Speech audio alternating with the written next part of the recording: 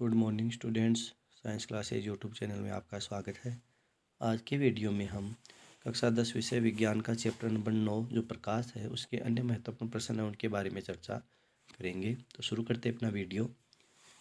प्रश्न नंबर 1 दिया है कि किसी बिंब यानी वस्तु का अवतल दर्पण द्वारा बना प्रतिबिंब आभासी, सीधा तथा बिंब से बड़ा पाया गया। वस्तु की स्थिति कहाँ होनी चाहिए? देखो, ये रहा अवतल दर्पण। इसका उभरा हुआ भाग है, इस पर निकल या चांदी की पॉलिश होती है और अंदर दसा हुआ भाग है, यह परावर्तन का कार्य करता है। तो इस अवतल दर्पण में जो वस्तुएं रखी होती है उनमें प्रतिबिंब और स्थितियों में तो आपको पता होगा कि जो प्रतिबिंब है वह वस्तु की ओर ही बनता है, पर एक स्थिति ऐसी होती है जिसमें प्रतिबिंब वस्तु की विपरीत ओर बन जाता है। वो कैसा बनता है? आभासी, सीधा और वस्तु से बड़ा बनता है। तो वो स्थितियाँ कौन कौन सी है सभी के बारे में हम चर्चा कर ले। पहले तो जब अवतल दर्पण में वस्तु जब अनंत पर होती है, देखो वस्तु जब अनंत पर होगी इधर, तब प्रतिबिंब किधर बनता है? फोकस बिंदु पर। वस्तु अनंत पर होती है तो प्रतिबिंब फोकस बिंदु पर बनता है, वस्तु की ओर ही बन रहा है ये प्रतिबिंब। और कैसा बनेगा ये? वास्तविक और उल्टा, और वस्तु से काफ़ी छोटा बनेगा। अब जो जो हम वस्तु को दर्पण के पास लेकर आते हैं त्यों त्यों प्रतिबिंब बड़ा बनने लग जाता है। दूसरी स्थिति में आपको याद होगा कि प्रतिबिंब कहाँ बनेगा और वस्तु कहाँ होगी। वस्तु रख रहे हैं दूसरी स्थिति में शीशे परे, यानी यहाँ पर इस बिंदु पर शीशे परे, तो प्रतिबिंब बन जाता है कहाँ? यहाँ पर सी व एफ के मध्य। तीसरी स्थिति जिसमें वस्तु सी पर है तो प्रतिबिंब बन जाता है सी पर ही, इधर नीचे नीचे है तो सभी वास्तविक व उल्टे हो गए और वस्तु के बराबर। फिर वस्तु को रख रहे हैं सी व एफ के मध्य यहाँ, तो प्रतिबिंब बन जाता है यहाँ पर, वस्तु से बड़ा बन गया ये। अब वास्तविक और उल्टा बन रहा है और सी से परे बन रहा है। और फिर वस्तु को रख रहे हैं अपन एफ पर, एफ पर रखते हैं तो प्रतिबिंब कहाँ बन रहा है? अनंत पर। अब एक स्थिति ऐसी है जिसमें वस्तु को एफ व, देखो इसका नाम है पी, पोलर, पोलर यानी ध्रुव। तो वस्तु कहाँ है? एफ व यानी फोकस बिंदु व ध्रुव के मध्य। तो यहाँ प्रतिबिंब, यहाँ पर जब वस्तु रख रहे हैं तो प्रतिबिंब कहाँ बनेगा? वस्तु की विपरीत और इधर बनेगा। देखो इधर यहाँ बन रहा है और प्रतिबिंब बनेगा वस्तु से काफ़ी बड़ा। देख लो, ये वस्तु का आकार है, ये प्रतिबिंब का आकार। तो प्रतिबिंब बन गया वस्तु से बड़ा, ऊपर बना मुख्य अक्ष के तो आभासी और सीधा। तो वस्तु कहाँ रख रहे हैं? एफ व पी के मध्य है, तो यहाँ ऑप्शन हो जाएगा द, दर्पण के ध्रुव तथा मुख्य फोकस के बीच। ठीक। प्रश्न नंबर 2 है, किसी बिंब का यानी वस्तु का वास्तविक तथा समान आकार का प्रतिबिंब प्राप्त करने के लिए बिंब को उत्तल लेंस के सामने कहाँ रखें? देखो, जो उत्तल लेंस है, ये रहा उत्तल लेंस, ये रही इसकी मुख्य अक्ष। तो आपको एक स्थिति याद होगी जिसमें पूछ रहा है कि प्रतिबिंब कैसा बने? वास्तविक, वास्तविक और उल्टा बनेगा और प्रतिबिंब का आकार वस्तु के आकार के बराबर होगा। तो वस्तु कहाँ स्थित होनी चाहिए? 2F1। ठीक, 2F1 को C1 भी कहते हैं। ये 2F1 है, ये F1 है, इधर F2 और इधर 2F2। तो वस्तु जब 2F1 पर होती है तो प्रतिबिंब कहाँ बन जाएगा? 2F2 पर। ठीक है, याद है। तो वस्तु जब 2F1 पर है तो प्रतिबिंब 2F2 पर बना, या C2 पर भी कह सकते हैं। प्रतिबिंब का आकार वस्तु के आकार का बराबर होगा, मुख्य अक्ष के नीचे बना है तो वास्तविक और उल्टा बनेगा। तो यहाँ पूछा है किसी बिंब का वास्तविक तथा समान आकार का प्रतिबिंब प्राप्त करने के लिए बिंब को उत्तल लेंस के सामने कहाँ रखें? यहाँ रखेंगे 2F1 पर। ठीक है, तो यहाँ क्या हो जाएगा? यहाँ पर ये रहा, देखो 2F1 को कहते हैं फोकस दूरी की दुगुनी दूरी पर, क्योंकि ये प्रकाशिक केंद्र, ये वाला जो प्रकाशिक केंद्र है और ये फोकस बिंदु है, इसके मध्य की दूरी है फोकस दूरी कहलाई। और ये जो F1 और ये जो F2 है, F2 प्रकाशिक केंद्र से जो F2 है और प्रकाशिक केंद्र से F1 है, इस F1 का ये दुगुनी दूरी है F2। तो फोकस दूरी की दुगुनी दूरी है, यहाँ ऑप्शन हो जाएगा ब। इस पर वस्तु को हम लोग रखेंगे।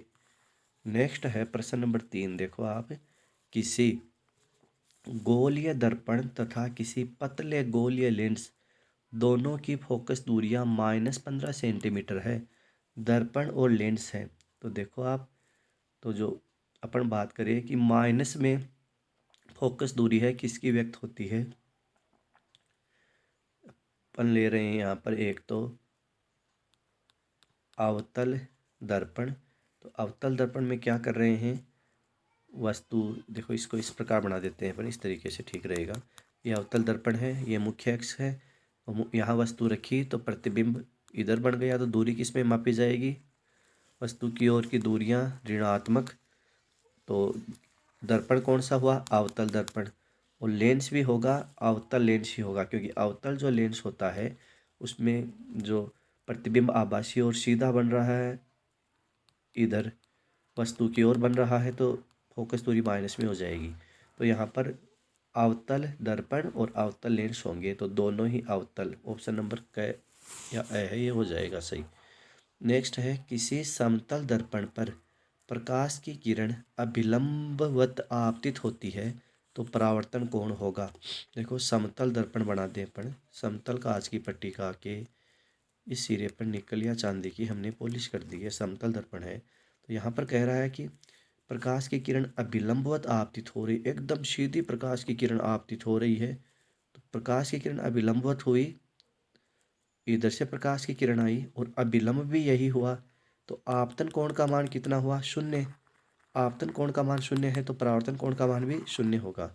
तो यहाँ पर परावर्तन कोण का मान पूछा है कि समतल दर्पण पर प्रकाश की किरण अभिलंबवत आपतित होती है तो परावर्तन कोण का मान होगा शून्य।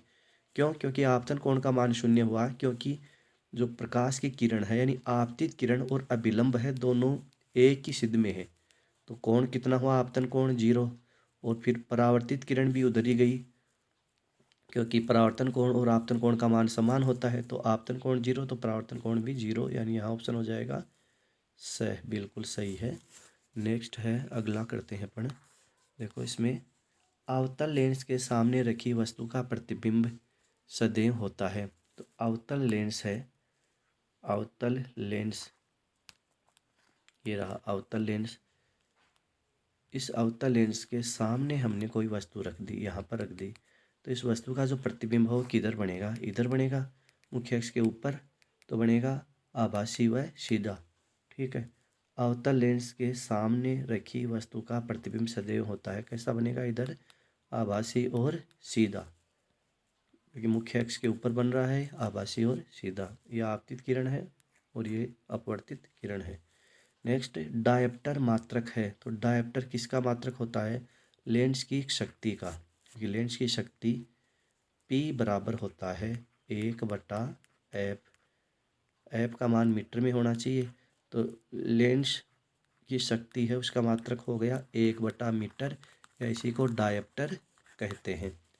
तो यहाँ हो जाएगा लेंस की शक्ति, यानी ऑप्शन नंबर कौन सा सही है, सही। इसके बाद अपन अगला प्रश्न लेते हैं, प्रश्न नंबर 7।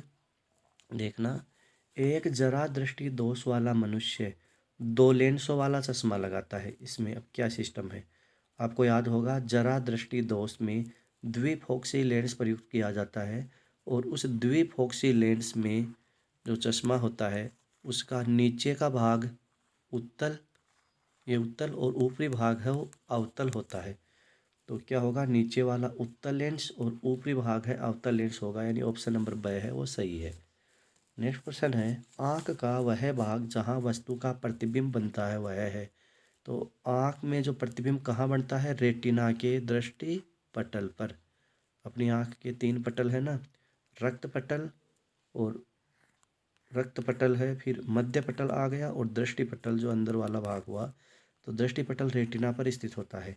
तो प्रश्न क्या पूछा है, आँख का वह भाग जहाँ वस्तु का प्रतिबिंब बनता है वह है दृष्टि पटल, ठीक है। ऑप्शन नंबर स है वो बिल्कुल सही उत्तर है। इसके बाद 9 नंबर प्रश्न है, तारों के टिमटिमाने का कारण है। रात को जो तारे हैं वो टिमटिमाते हुए नजर आते हैं अपन को, क्यों, वो अपवर्तन की घटना के कारण, क्योंकि वायुमंडल के ऊपर स्थित है तारे, और इनका जो प्रकाश है यह विभिन्न वायुमंडलीय कणों से होकर पृथ्वी तक, जो श्रोता होते हैं हम लोग होते हैं, वहाँ तक पहुँचता है, तो अपवर्तन हो जाता है। तो उसके कारण तारे हैं टिमटिमाते हुए दिखाई देते हैं। तो उत्तर होगा यहाँ वायुमंडलीय अपवर्तन के कारण, कि वायुमंडलीय गैसों के कण हैं वो अपवर्तन कर देते हैं प्रकाश का, उससे तारे टिमटिमाते हुए दिखाई देते हैं। नेक्स्ट प्रश्न है, मानव आँख विभिन्न दूरियों पर स्थित वस्तुओं के प्रतिबिंब नेत्र लेंस की फोकस दूरी बदल कर रेटिना पर स्पष्ट बनाती है। यह कार्य संपन्न किया जाता है। तो देखो, हम भिन्न भिन्न दूरियों पर वस्तु रखी होने पर भी प्रतिबिंब है वो स्पष्ट रूप से देख पाते हैं, क्योंकि हमारी आँख में एक समंजन क्षमता होती है, यानी हमारी आँख है वो फोकस दूरी को समायोजित कर लेती है, जिससे भिन्न भिन्न दूरियों पर रखी वस्तु होने पर भी प्रतिबिंब रेटिना पर ही दृष्टि पटल पर बनेगा और हमें वस्तु स्पष्ट दिखाई देगी। तो इसका कारण क्या होगा कि भिन्न भिन्न दूरियों पर स्थित वस्तुओं का प्रतिबिंब है वो स्पष्ट रूप से हम रेटिना पर देख पाते हैं समंजन क्षमता के कारण। तो ऑप्शन नंबर द है वो बिल्कुल सही हो जाएगा। इसके बाद है प्रश्न, अति लघुतरात्मक प्रश्न है। 1 नंबर प्रश्न है, देखना क्या पूछा है इसमें। वस्तु और वस्तु के रंग हमें किस प्रकार से दिखाई पड़ते हैं। इस प्रश्न का उत्तर मैंने पहले के वीडियो में भी आपको बता दिया था। कोई भी वस्तु है, देखो, हमें जिस किसी रंग की दिखाई देती है वो निर्भर किस पर करता है कि वह वस्तु किस रंग के प्रकाश को परावर्तित कर रही है। जैसे मान लो अगर कोई वस्तु है नीली है, तो वह क्या करेगी, सभी रंगों को, जो सूर्य के प्रकाश में जो 7 रंग आते हैं, बैंगनी, आह, पीनाला, कौन कौन से, बैंगनी, नीला, आसमानी, हरा, पीला, नारंगी, लाल, शॉर्ट में बैंगनी, आह, पीनाला, सूर्य के प्रकाश से जो 7 रंग आ रहे हैं उन सभी रंगों को वो नीली वस्तु अवशोषित कर लेगी, पर केवल नीला रंग ही वापस छोड़ेगी। तो बाहर से देखने पर वस्तु कैसी दिखाई देगी, नीली। अब मान लो आपको कोई वस्तु लाल दिख रही है, इसका मतलब वह प्रकाश के सभी रंगों को अवशोषित करके लाल रंग का परावर्तन कर रही है। पर आप काली और जो सफ़ेद वस्तुएं हैं उनके बारे में ध्यान रखना कि जैसे कोई वस्तु हमें काली क्यों दिखाई देती है, क्योंकि काली वस्तुएं सब रंगों को अवशोषित करके किसी भी रंग का परावर्तन नहीं करती, तो वह वस्तु कैसी दिखाई देगी, काली। और कोई वस्तु हमें सफ़ेद दिखाई देती है तो वो क्या करेगी, सभी रंगों को अवशोषित करके सभी रंगों को परावर्तित कर देगी, तो कैसी दिखाई देगी, सफ़ेद। और बाकी आप बेनी, आह, पिनाला जो रंग है 7, उनके बारे में जैसे मैंने नीला और लाल का उदाहरण लिया उसी क्रम में याद कर लेना, सबका सेम ही है। नेक्स्ट है, दैनिक जीवन में प्रकाश का परावर्तन कितने प्रकार का होता है, उनके नाम लिखिए। तो प्रकाश का परावर्तन 2 प्रकार का होगा, नियमित परावर्तन और विसरित परावर्तन। याद रहे आपको, नियमित परावर्तन है यह समतल दर्पण पर होता है जो चिकना होना चाहिए, समतल दर्पण की पट्टिका कैसी, चिकनी। और विसरित परावर्तन है, इसमें समतल दर्पण की पट्टिका खुरदरी होनी चाहिए, वो होगा विसरित परावर्तन। विसरित परावर्तन का उपयोग कुछ जगह किया जाता है जहाँ प्रकाश की स्फुर दीप्ति या चमक उत्पन्न करनी हो विभिन्न दिशाओं में, तो विस्तृत परावर्तन है वो होता है। नेक्स्ट प्रश्न है, अगला प्रश्न देखो, प्रश्न नंबर 3। यदि कोई आपतित किरण अभिलंब के साथ 40 डिग्री का कोण बनाती है तो परावर्तित किरण अभिलंब के साथ कितना कोण बनाएगी। तो देखना आप कि यहाँ पर क्या पूछा है कि कोई समतल दर्पण है, यह आपतित किरण है, सूर्य इसके पर से आ रही है, और यह परावर्तित किरण है, यह जा रही है, और यह क्या हो गया, अभिलंब। ठीक है, तो यहाँ पर क्या पूछा है कि अभिलंब के साथ 40 डिग्री कोण बनाती है, यानी आपतन कोण का मान 40 डिग्री है, या आपतित किरण और अभिलंब के मध्य जो कोण बना ये 40 डिग्री है, तो परावर्तित किरण और अभिलंब के मध्य बना कोण भी 40 डिग्री होगा। तो यहाँ पूछा है कि परावर्तन कोण का मान कितना होगा, तो ये आपतन कोण का जितना मान होता है उतना ही परावर्तन कोण का मान होगा, क्योंकि परावर्तन के नियमों में हम पढ़ते हैं कि आपतन कोण व परावर्तन कोण का मान समान होता है। तो ये 40 डिग्री है तो ये भी 40 होगा। नेक्स्ट, उत्तल दर्पण किसे कहते हैं। देखो, मैं एक और परिभाषा बता देता हूँ। ये तो है ही कि ऐसे गोलीय पृष्ठ जिसका बाहरी भाग दर्पण के परावर्तक पृष्ठ की तरह कार्य करे उत्तल दर्पण कहलाता है। तो ये दर्पण अपन कैसे बनाते हैं, एक लेते हैं कांच का खोखला गोला, ठीक है, जैसे ले लिया। अब इसको सतह से काट लिया तो इस प्रकार का सिरा प्राप्त हो गया। अब इसी से अपन उत्तल दर्पण बना देंगे, इसी से अवतल दर्पण बना देंगे। इस कांच के खोखले गोले के अंदर धसे हुए भाग पर निकल या चांदी की पॉलिश कर दी जाती है, तो इसका ये उभरा हुआ भाग है परावर्तन का कार्य करता है, बस इसे उत्तल दर्पण कहते हैं। और अवतल दर्पण बनाना हो तो देखो इसका विपरीत कर देंगे, यानी उभरे हुए भाग पर निकल या चांदी की पॉलिश कर देंगे, तो अंदर धसा हुआ भाग परावर्तन का कार्य करेगा, वो अवतल दर्पण बन जाएगा। तो उत्तल दर्पण का मतलब कांच के खोखले गोले के कटे हुए भाग के अंदर धसे हुए भाग पर निकल या चांदी की पॉलिश की जाती है, तो उसका उभरा हुआ भाग परावर्तन का कार्य करता है, उत्तल दर्पण कहलाता है। नेक्स्ट प्रश्न है प्रश्न नंबर 5। किस दर्पण द्वारा आवर्धन धनात्मक परंतु 1 से कम है? तो उत्तल दर्पण है, उसमें जो आवर्धन तो धनात्मक होगा, क्योंकि उत्तल दर्पण में जो प्रतिबिंब बनता है वो आभासी और सीधा बनता है। तो जो प्रतिबिंब की ऊंचाई है वो मुख्य अक्ष के ऊपर होने के कारण उसे धनात्मक मापा जाता है।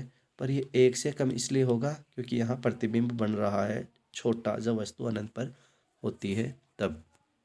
इसके बाद है अगला प्रश्न लेते हैं अपन।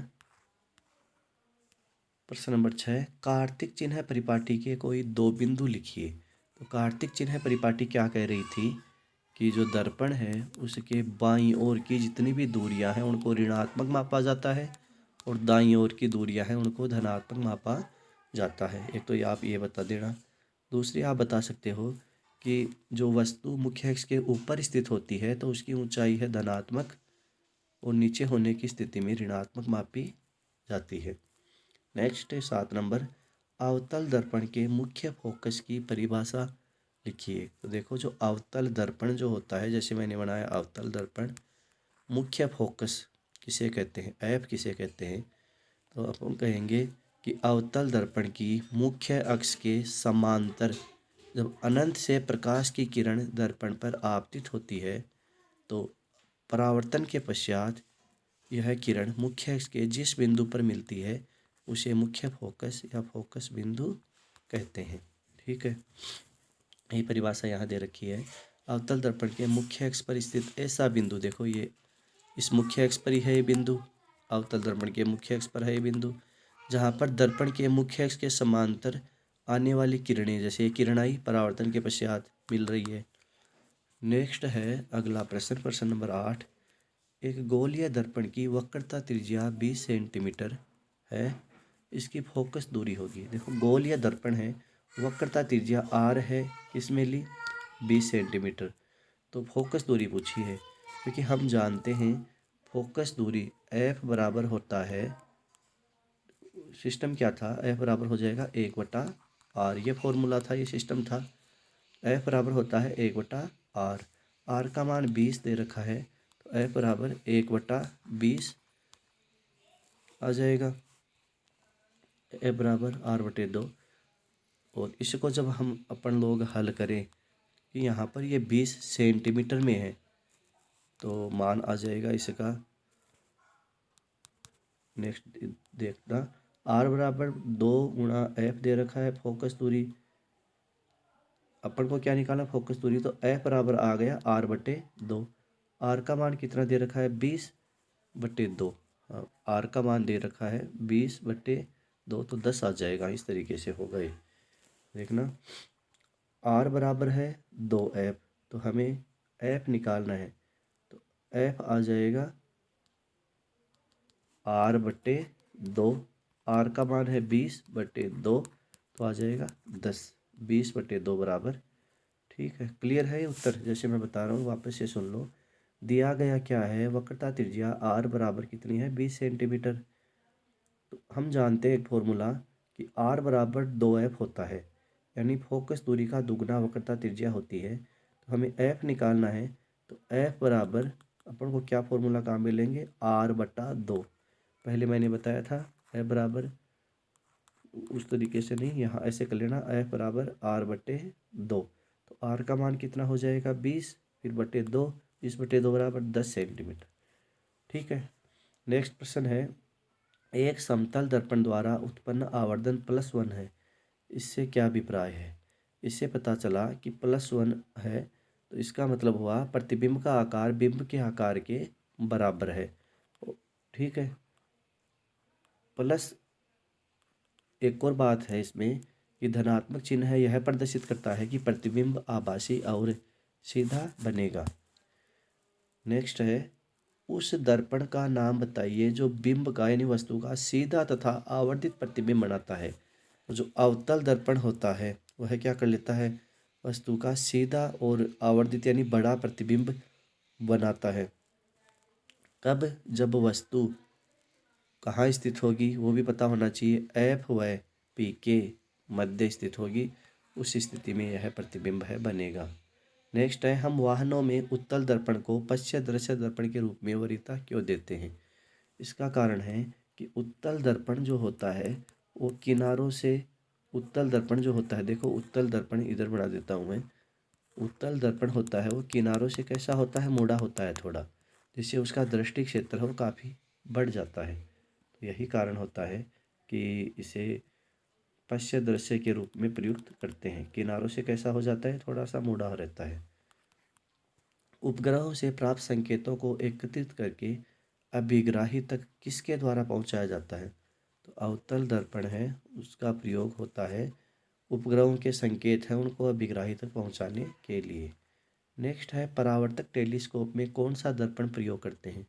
तो परावर्तक जो दूरबीन होती है उसमें अवतल दर्पण है वो प्रयुक्त करते हैं। नेक्स्ट, कोई अवतल दर्पण है अपने सामने 10 सेंटीमीटर दूरी पर रखे किसी बिंब का 3 गुना आवर्धित प्रतिबिंब बनाता है, तो प्रतिबिंब दर्पण से कितनी दूरी पर है? वस्तु है कितनी दूरी पर है? 10 सेंटीमीटर पर। आवर्धन कितना है? 3 गुना। तो हम यहाँ पर क्या फॉर्मूला काम में लेंगे? यहाँ पर देखो क्या हो जाएगा, एम का मान कितना हो जाएगा? 3। प्रतिबिंब 3 गुना बन रहा है, वास्तविक और उल्टा है तो -3 आ गया यहाँ पर। और फिर फॉर्मूला है अपन आवर्धन का, क्या काम में लेंगे? एम बराबर -v/u। तो एम का मान कितना है यहाँ पर? -3 बराबर -v/u। तो यहाँ पर मान कितना होगा? v का मतलब प्रतिबिंब और u, तो -v इधर रख देंगे बटा u का मान दे रखा है 10, तो आएगा -v बराबर -3 गुणा 10, फिर माइनस से माइनस कैंसिल, 10 गुणा 3 तो कितना आ जाएगा? 30। इस प्रकार नेक्स्ट है 15 नंबर प्रश्न देखना, हम वाहनों में उत्तल दर्पण को पश्च दृश्य के रूप में क्यों वरीयता देते हैं? तो इसका उत्तर मैंने बता दिया, वही रिपीट है।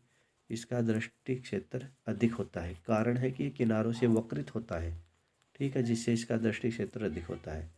आवर्धन किसे कहते हैं? देखो आवर्धन का मतलब है एम बराबर क्या फॉर्मूला था? S//H, यानी प्रतिबिंब की ऊंचाई व बिंब की ऊंचाई के अनुपात को आवर्धन कहते हैं, इसे एम से प्रदर्शित करते हैं। नेक्स्ट प्रश्न देखना, आपको केरोसिन क्या क्या पूछा है इसमें, थोड़ा जूम कर लेते हैं इसको। ये कह रहा है कि आपको केरोसिन, तारपीन का तेल और जल दिए गए हैं, 3 चीज़ें अपन को दे दी। इनमें किसमें प्रकाश सबसे अधिक तीव्र गति से चलता है? तो जिसका अपवर्तनांक सबसे कम होगा उसी का में प्रकाश है तीव्र गति से चलेगा। तो केरोसिन जो है उसका अपवर्तनांक कितना होता है? 1.44। तारपीन का तेल होता है उसका 1.47 और जल का 1.33 होता है। तो इनमें आप देखना यहाँ दे रखे हैं केरोसिन का कितना 1.44, तारपीन का 1.47 और जल का 1.33। तो किस में प्रकाश अधिक तीव्र गति से चलेगा? तो अपन कहेंगे सबसे कम अपवर्तनांक जिसका है, ये मान है इनमें सबसे कम 1.33 है, तो जल का अपवर्तनांक कम होने के कारण इसमें प्रकाश तीव्र गति से चलता है। नेक्स्ट, किसी लेंस की एक डायोप्टर क्षमता को परिभाषित कीजिए। तो क्या था वो? लेंस क्षमता का फॉर्मूला P बराबर 1/f, जहाँ f का मान किस में आना चाहिए? मीटर में, एम में, बराबर डायोप्टर। तो अपन कह सकते हैं ये लेंस एक डायोप्टर क्षमता को परिभाषित कीजिए, तो ये डायोप्टर है, इसका मान 1 कब आएगा? 1D उत्तर कब आएगा?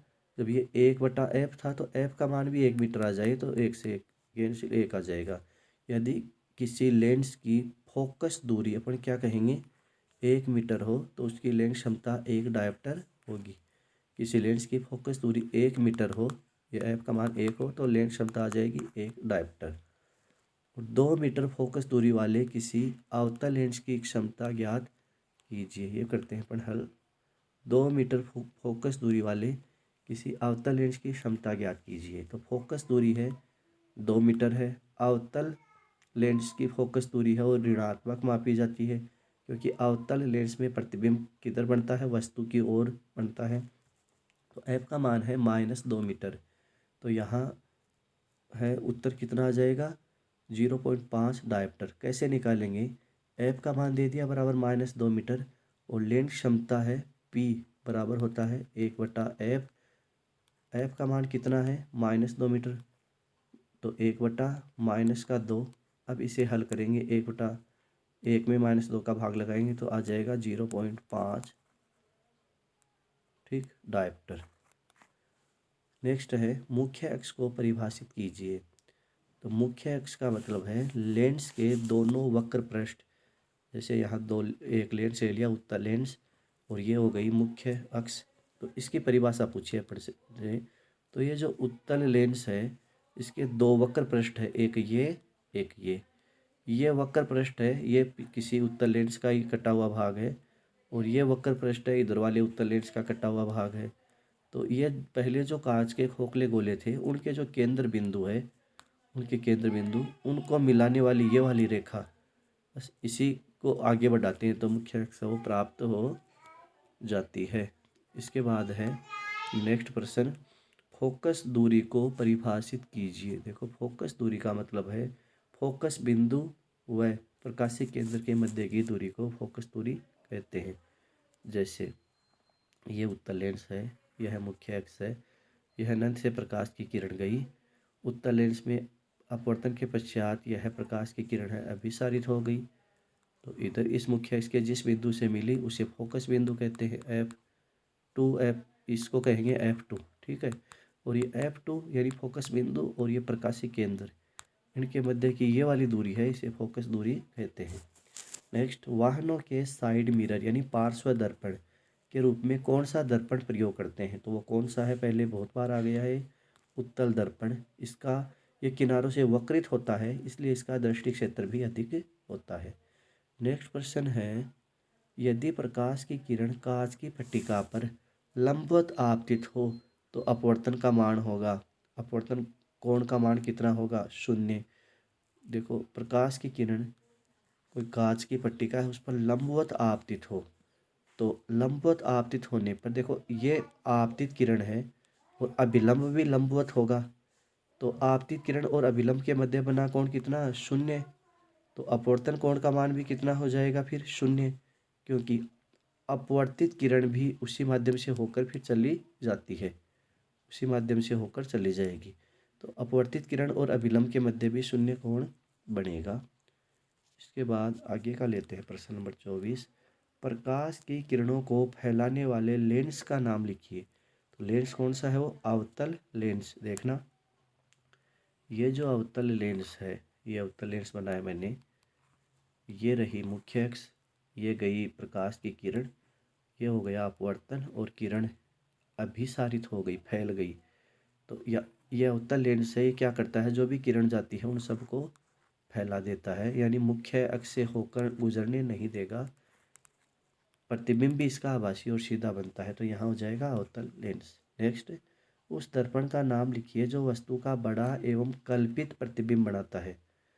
कल्पित यानी आभासी, तो कौन सा दर्पण है, अवतल दर्पण। यह जब वस्तु ध्रुव व फोकस बिंदु के मध्य स्थित होती है तो प्रतिबिंब है वो वस्तु से बड़ा और आभासी बनता है।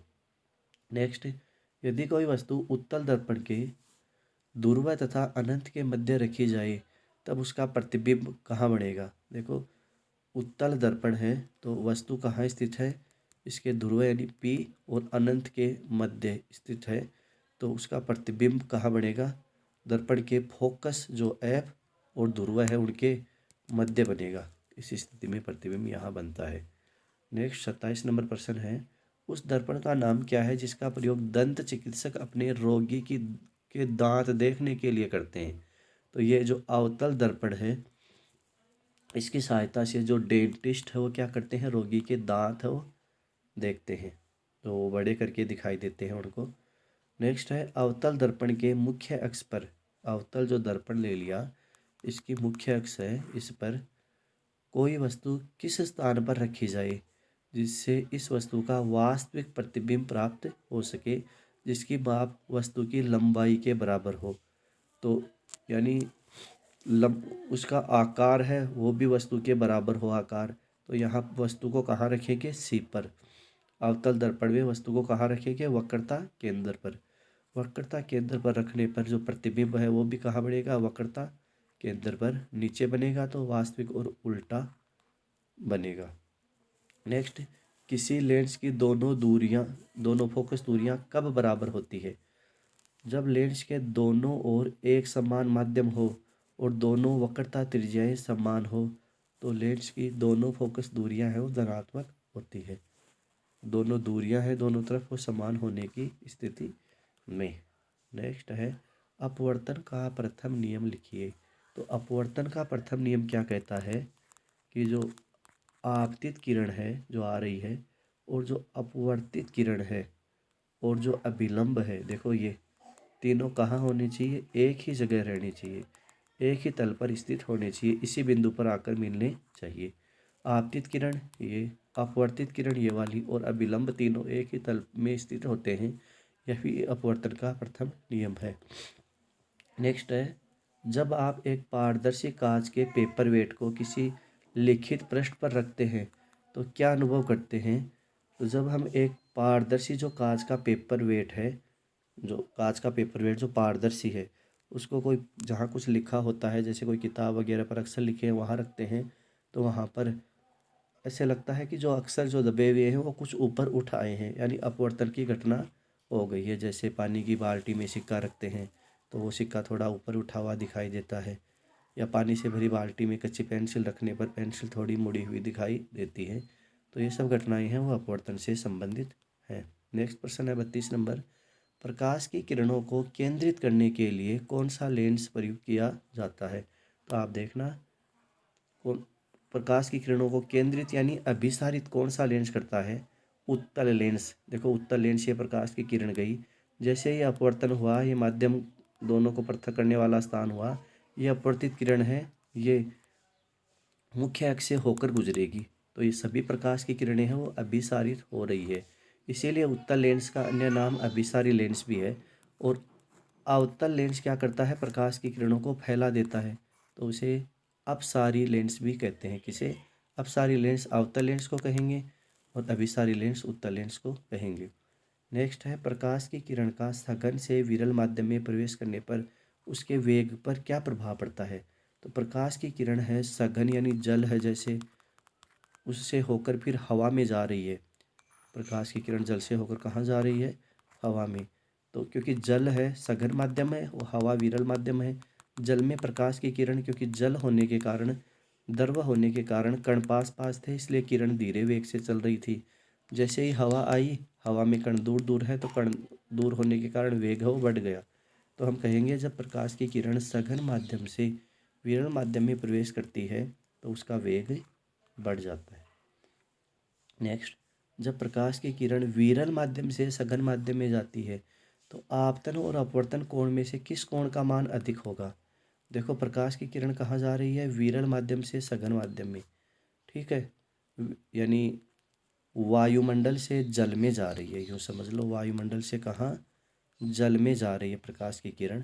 तो आपतन कोण यानी जो अभिलंब और आपतित किरण के मध्य बनेगा, और अपवर्तन कोण जो अपवर्तित किरण और अभिलंब के मध्य बनेगा।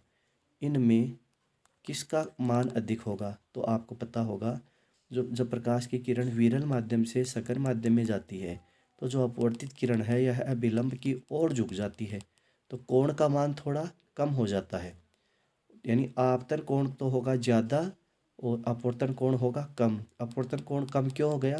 क्योंकि प्रकाश की किरण विरल माध्यम से सघन माध्यम में जा रही है, तो अपवर्तित किरण है वो अभिलंब की ओर झुक जाती है, इधर आ जाएगी थोड़ी पास, जिससे इस कोण का मान कम हो जाएगा। तो यहाँ पर पूछा है किस कोण का मान अधिक होगा, तो कोण अधिक कौन सा? आपतन कोण। और पूछता किस कोण का मान कम होगा, तो अपवर्तन कोण का। और अगर अगला उल्टा प्रश्न पूछ लेता कि प्रकाश की किरण सघन माध्यम से विरल में जाती है तो कौन से कोण का मान अधिक होता है? तब होगा अपवर्तन कोण का मान अधिक और आपतन कोण का मान कम। क्योंकि अपवर्तन कोण का मान अधिक इसलिए होगा क्योंकि अपवर्तित किरण विलंब से दूर हटती है। नेक्स्ट है प्रश्न 35 नंबर, सघन व विरल माध्यम में क्या अंतर है? तो सघन माध्यम का मतलब है कि सघन माध्यम में प्रकाश का वेग है वह निर्वात की अपेक्षा कम होता है, जबकि विरल माध्यम में सघन माध्यम की अपेक्षा प्रकाश का वेग है वो अधिक होता है। सघन माध्यम है उसमें कण है वो पास पास स्थित होने के कारण प्रकाश का वेग है यहाँ पर विरल माध्यम की तुलना में कम हो जाएगा। सघन माध्यम में कण पास पास है तो प्रकाश के जो कण है जो उनमें रुकावट उत्पन्न होगी जिससे वेग कम, और विरल माध्यम में कण दूर दूर होने के कारण प्रकाश का वेग है वो अधिक होगा। नेक्स्ट, अपवर्तन किसे कहते हैं? तो अपवर्तन की परिभाषा होगी, जब प्रकाश की किरण एक माध्यम से दूसरे माध्यम में प्रवेश करती है तो दोनों माध्यमों को पृथक करने वाले स्थान से अपने मार्ग में विचलित हो जाती है, इसे प्रकाश का अपवर्तन कहते हैं। तो अपवर्तन तब होता है जब दो माध्यम हैं हो और दोनों माध्यमों में वेग है प्रकाश का उसमें अंतर हो। इसके बाद है 37 नंबर प्रश्न, एक उत्तल लेंस किसी वस्तु का वास्तविक तथा बहुत बड़ा प्रतिबिंब बनाता है, मुख्य अक्ष पर वस्तु की स्थिति क्या होनी चाहिए? तो उत्तल लेंस में प्रतिबिंब कैसा बन रहा है? यहाँ पर वास्तविक तथा बहुत बड़ा प्रतिबिंब बन रहा है। तो क्या पूछा है, मुख्य अक्ष पर वस्तु की स्थिति क्या होनी चाहिए? देखो प्रतिबिंब वास्तविक बन रहा है और उल्टा बन रहा है और प्रतिबिंब का आकार वस्तु से बहुत बड़ा है, तो वह है फोकस, यानी हम कहेंगे F1। इस F1 पर जब वस्तु स्थित हो उत्तल लेंस में तो प्रतिबिंब कहाँ बनता है?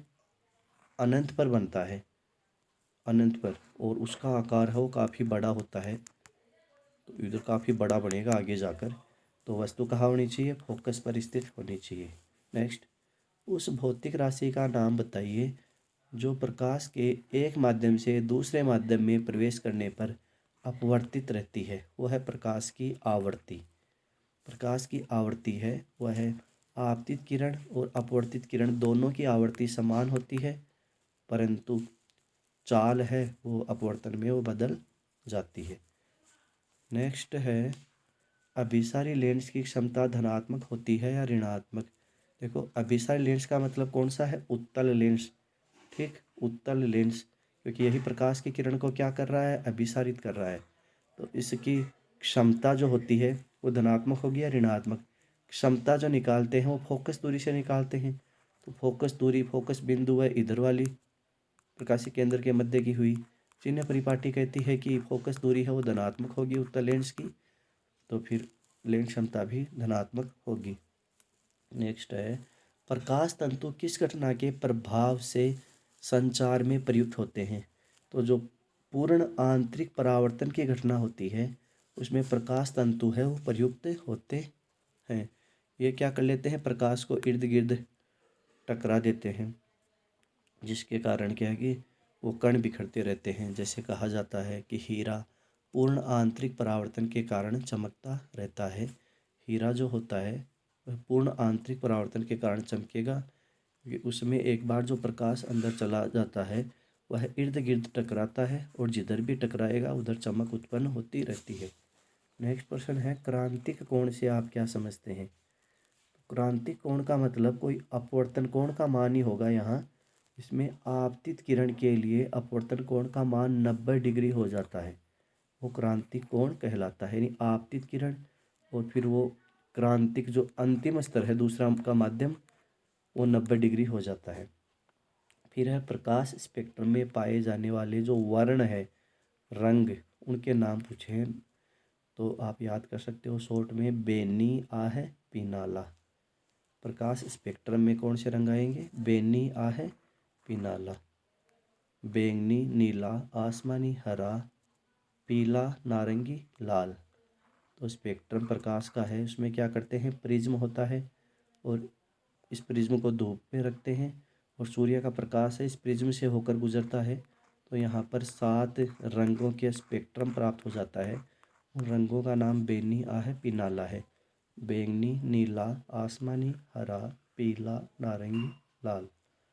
नेक्स्ट है प्रश्न पूछा है, सप्तवर्णी स्पेक्ट्रम प्राप्त होने का क्या कारण है, कि ये 7 रंग प्राप्त होने का क्या कारण है?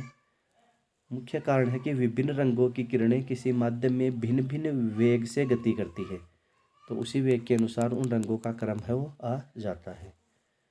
नेक्स्ट है अभिनेत्र लेंस की वह क्षमता जिसके कारण वह अपनी फोकस दूरी को समायोजित कर लेता है, क्या कहलाती है? प्रश्न पहले भी आ चुका है, उसे समंजन क्षमता कहते हैं। देखो, नेत्र लेंस की वह क्षमता जिसके कारण वह अपनी फोकस दूरी को समायोजित करके निकट तथा दूरस्थ वस्तुओं को फोकसित कर लेता है, नेत्र की समंजन क्षमता कहलाती है।